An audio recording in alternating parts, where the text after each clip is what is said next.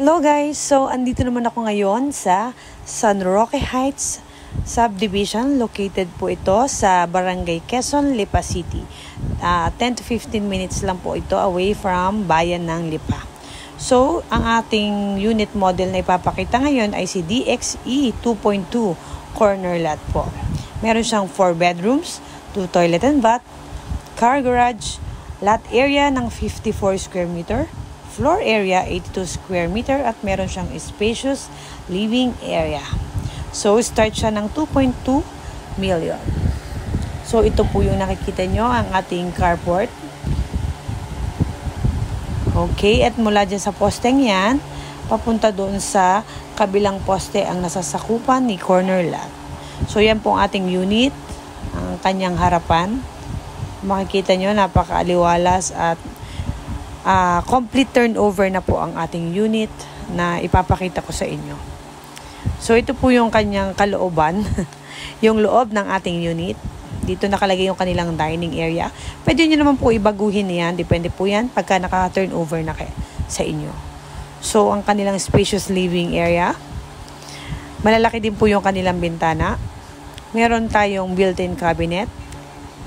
Ayan po, sa baba pala naka-built yung cabinet. And yung pintuan sa gilid, papunta sa ating garahe. Ang ating toilet and bath. 2 toilet and bath tayo. And bago na pala yung style ng ating mga pintuan compare kay Quezon and Mabini Heights. So, akyat po tayo sa taas. Okay din yung hagdanan niya. May malaking bintana dito sa ating may hagdan. Kaya po maliwanag yung ating bahay. High ceiling din po. Okay yung grills ng ating hagdanan. Naka-vinyl tiles. And pag-akit mo, syempre meron din tayong CR sa taas. Complete din po yan. Okay. And meron tayong 4 bedrooms dito sa taas. Okay, ito yung ating unang bedrooms.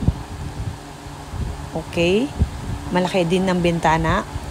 Ang ating pangalawang bedroom.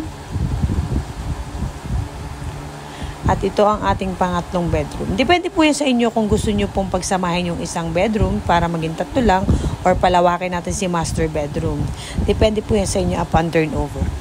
And ang ating master bedroom na malaki din ang bintana.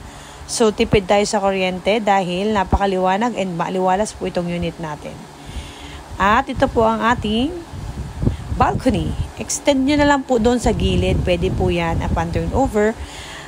Marami po tayong pwedeng magawa dito sa ating house and lot na mabibili dito sa San Roque Heights.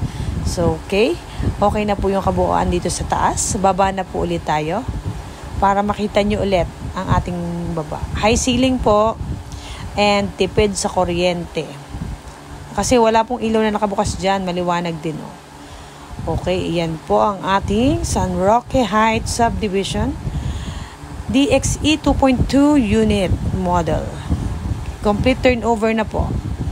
Mga gusto pong magpa-tripping, reservations online, i-PM nyo lang po ako direct.